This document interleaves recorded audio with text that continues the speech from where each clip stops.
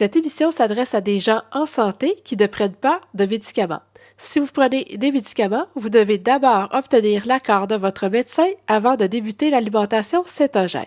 Le but de cette émission est de vous transmettre mon expérience avec l'alimentation cétogène. Veuillez noter que je ne suis pas médecin ou nutritionniste. Les informations contenues dans cette émission ne doivent pas remplacer l'avis de votre médecin ou de votre nutritionniste. Bonjour, bienvenue à l'émission.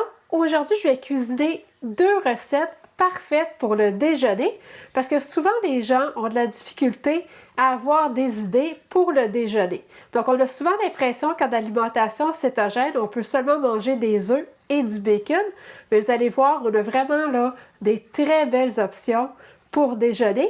Donc, aujourd'hui, je vais faire des céréales granola et puis je vais faire aussi des crêpes américaines, donc des pancakes. Donc, les granolas que je vais faire aujourd'hui, ça va être un mélange de noix et de graines. Donc, on va utiliser des noix faibles en glucides, comme les amandes. Donc, pour 1/4 de tasse d'amandes, ça va seulement contenir 2 g de glucides nets et puis ça apporte 14 g de lipides. Donc, c'est un excellent choix. Les pacanes aussi, c'est un excellent choix. Donc, 1/4 de tasse de pacane, ça contient 2 g de glucides nets et puis 20 g de lipides. Les noisettes, donc 1/4 de tasse de noisettes, ça contient 1,5 g de glucides nets et puis ça va apporter 15 g de lipides. Donc, les noisettes aussi, c'est un excellent choix pour l'alimentation cétogène. Vous pouvez utiliser les noix de votre choix. Il faut juste faire attention aux noix que vous allez choisir, comme par exemple 1/4 de tasse de cachou, ça contient 8 g de glucides nets. Donc, c'est quand même beaucoup. Les pistaches, c'est 4 g de glucides nets. Donc, les pistaches, vous pouvez toujours en manger, mais en très petite quantité, parce que quand même 4 g de glucides nets pour 1/4 de tasse, ça peut aller assez vite. Ensuite, dans les granolas, je vais mettre des graines de tournesol. Donc, la graine de tournesol, c'est vraiment intéressant. 1/4 de tasse de graines de tournesol, ça contient seulement 3 g de glucides nets. Je vais aussi mettre des graines de citrouille. Donc, 1/4 de tasse de graines de citrouille, ça contient 2 g de glucides nets. Donc, c'est un très bon choix aussi. Et puis, je vais utiliser du beurre d'amande, donc un beurre d'amande naturel sans sucre. Vous pourriez aussi utiliser un beurre d'arachide sans sucre. Par contre, il faut savoir que l'arachide est inflammatoire. Donc, si vous faites l'alimentation cétogène pour réduire des douleurs inflammatoires, le beurre d'arachide, c'est vraiment à éviter. Parce que l'arachide, ce n'est pas une noix, c'est une légumineuse, donc c'est pour ça qu'elle va créer de l'inflammation. Donc, si vous n'avez pas de problème inflammatoire, vous pouvez utiliser le beurre d'arachide. Mais moi, aujourd'hui, je vais utiliser le beurre d'amande. Je vais commencer par préchauffer le four à 325 degrés Fahrenheit. Dans le robot culinaire, je vais mettre une tasse d'amandes, donc des amandes entières.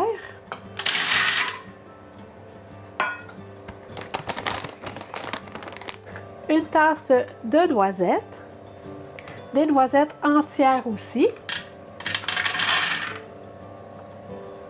Et puis, je vais broyer, mais juste un peu.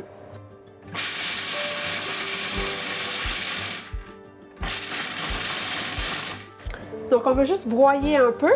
Il ne faut pas trop broyer parce qu'on ne veut surtout pas obtenir un beurre de noix.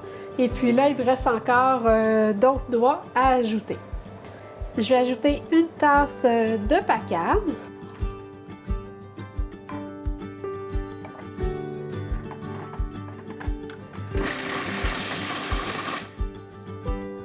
Et puis, j'ai broyé encore seulement quelques secondes. Ensuite, je vais ajouter une tasse de noix de coco râpée.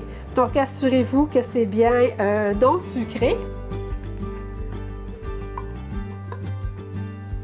Je vais ajouter 1/3 de tasse de graines de tournesol.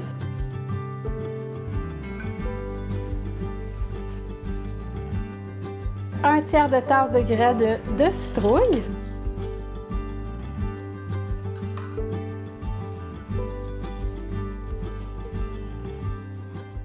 Donc, je vais ajouter 1/3 de tasse de graines de lin moulues. Si vous n'avez pas des graines de lin déjà moulues, Donc, simplement les moudre avec un moulin à café. C'est important quand on achète de la graine de lin déjà moulue, de la conserver au congélateur parce que ça va s'oxyder plus rapidement que des graines de lin entières. Je vais ajouter 2 cuillères à soupe de graines de chia.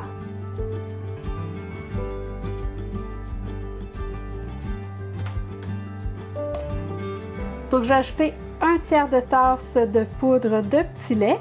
Donc, si vous n'en avez pas, c'est pas grave. Ça va fonctionner quand même. C'est juste pour ajouter un peu plus de protéines aux céréales granola. Donc, c'est une poudre de protéines sans saveur. Je vais ajouter 1/3 de tasse de beurre d'amande naturel sans sucre.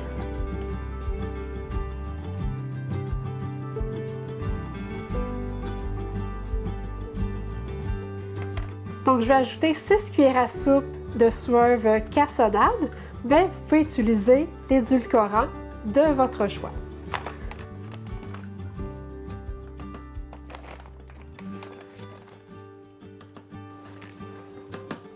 Donc là, je vais activer le robot culinaire et puis je vais brasser jusqu'à temps que tout soit bien mélangé.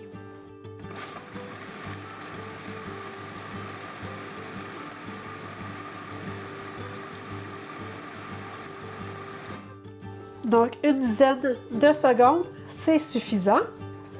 Je vais ajouter 2 blancs d'œufs.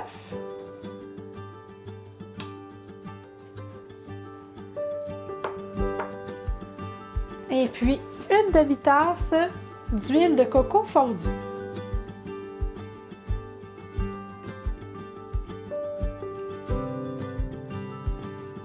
Et puis, je vais encore brasser.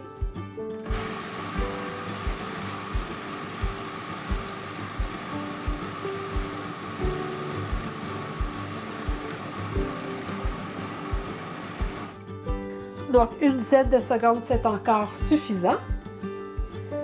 Donc là, le mélange est prêt. Il va juste rester à ajouter 2 cuillères à soupe de chocolat 85% ou plus haché. Donc, je vais ajouter 2 cuillères à soupe de chocolat haché. Et puis, je vais le brasser à la cuillère. Parce que je ne veux pas broyer mon chocolat. Je veux garder mes morceaux de chocolat. Donc, je vais juste l'intégrer à mon mélange à l'aide d'une cuillère en bois. Donc, voici le mélange qu'on obtient. Donc là, je vais répartir mon mélange sur une plaque de cuisson recouverte d'un tapis de silicone ou d'un papier parchemin.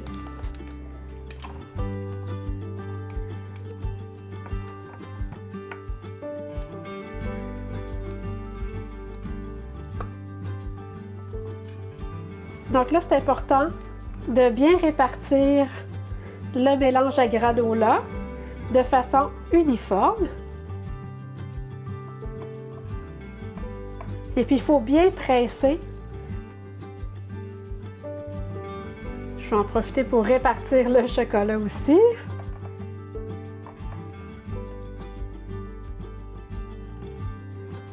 Donc, ça devrait recouvrir toute la plaque de cuisson. C'est vraiment important de bien presser le mélange. Puis il faut vraiment que l'épaisseur soit uniforme. Donc je vais mettre ça au four pour 15 à 18 minutes. Donc jusqu'à temps que les bordures commencent à dorer. Donc le granola vient de sortir du four. Donc inquiétez-vous pas. En sortant du four, c'est normal qu'il soit encore mou. Donc on doit le laisser refroidir complètement avant de pouvoir le briser en morceaux. Donc quand le granola a bien refroidi, il va devenir bien croustillant. Donc là, on va pouvoir le couper en morceaux. Donc avec les mains, on va en faire des petits morceaux. Et puis on va les conserver dans notre plat hermétique, température pièce, et puis ça se conserve environ 1 mois. J'aime ça faire les morceaux de cette grosseur-là. Donc, on obtient vraiment une très grande quantité de granola. Voyez-vous, mon pot ici, il est déjà plein. Et puis, il m'en reste encore à couper en morceaux. Donc, si vous êtes seul, peut-être faire seulement une demi-recette. Ou vous pourriez peut-être en congeler une partie et puis remettre un peu au four à la sortie du congélateur parce que je pense que le congélateur va ramollir vos granolas, donc ils ne seront plus aussi croustillantes après la congélation. Mais si vous les remettez un peu au four juste pour leur redonner le croquant, je pense que ça serait parfait aussi. Moi, j'aime beaucoup servir le granola sur du yogourt nature. Donc, en alimentation cétogène, on choisit le yogourt Liberté méditerranéen 10%. Donc, j'ajoute un peu de sirop à saveur d'érable. Et puis, je vais ajouter mon granola. Et puis ça, je mange ça au déjeuner ou même comme dessert. Là, je trouve ça vraiment très, très bon. Et puis, une demi-tasse de granola va contenir 33 g de lipides, 4 g de glucides nets et puis 9 g de protéines. C'est vraiment bon. On obtient un granola très croquant. Donc, c'est vraiment là, délicieux. Je vais maintenant cuisiner les crêpes. Donc, dans un bol, je vais mettre 3/4 de tasse de farine d'amande, une cuillère à thé de poudre à pâte,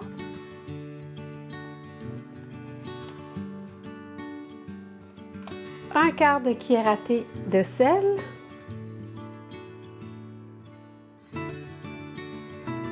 et puis une demi-cuillère à thé de gomme de xanthane.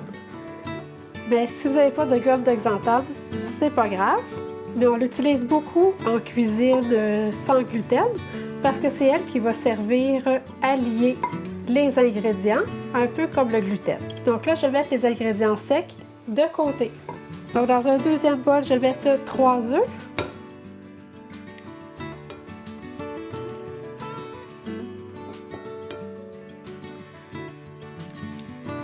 Deux cuillères à soupe d'érythritol. Comme toujours, vous pouvez utiliser l'édulcorant de votre choix. Donc moi, j'utilise 2 cuillères à soupe d'érythritol granulé.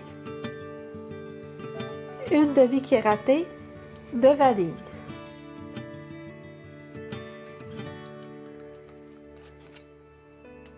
Je vais battre les œufs avec l'édulcorant et la vanille.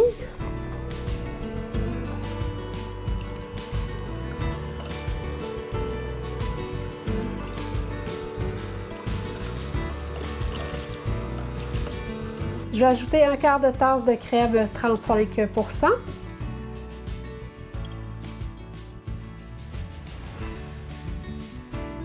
Et puis un quart de tasse de beurre fondu.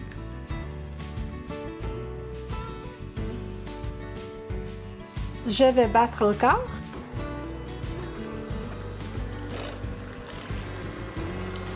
Je vais ajouter mes ingrédients secs.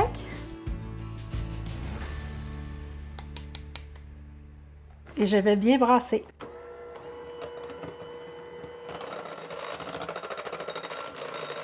Et puis je vais laisser la pâte reposer pendant 10 minutes. Donc pendant le temps de repos, j'en ai profité pour faire chauffer ma plaque de cuisson.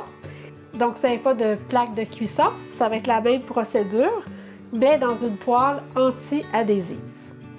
Donc je vais mettre du ghee. Bien, vous pouvez mettre du beurre, de l'huile, comme vous voulez. Mais j'aime bien utiliser le ghee pour la cuisson parce qu'il y a un point de fumée plus élevé que le beurre. Donc le ghee, il ne va pas brûler parce que le beurre, souvent, il va devenir brun. Et puis ça va donner un bon goût de beurre à mes pancakes. Donc quand c'est bien huilé, je vais déposer ma pâte. Donc je vais déposer environ un quart de tasse de pâte par crêpe. Et puis c'est important de bien l'étendre. Ce que je trouve pratique avec la plaque de cuisson, c'est qu'on peut en faire cuire plusieurs à la fois.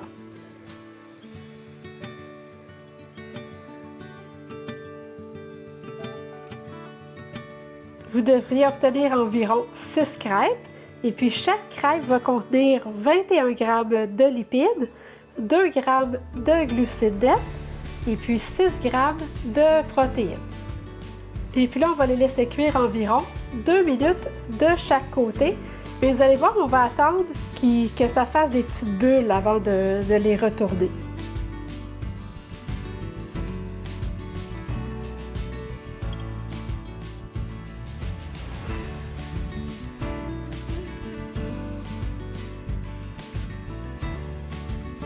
Donc, si vous sentez que la crêpe est trop molle pour pouvoir la retourner, attendez encore un peu. Donc, c'est prêt. On obtient vraiment là des très, très belles crêpes. Puis avec le sirop à saveur d'érable et puis des petits fruits frais, ça fait vraiment là un très, très bon déjeuner. Donc, j'espère que l'émission d'aujourd'hui vous a plu. Donc, vous avez maintenant 2 belles options de déjeuner. Donc, comme vous pouvez voir, l'alimentation cétogène, c'est pas vrai que c'est routinier, puis qu'on doit toujours manger des œufs et du bacon. On a vraiment des très belles options. Et puis, comme je vous dis, c'est vraiment là très, très bon. Donc, merci d'avoir été là et continuez de prendre soin de votre santé.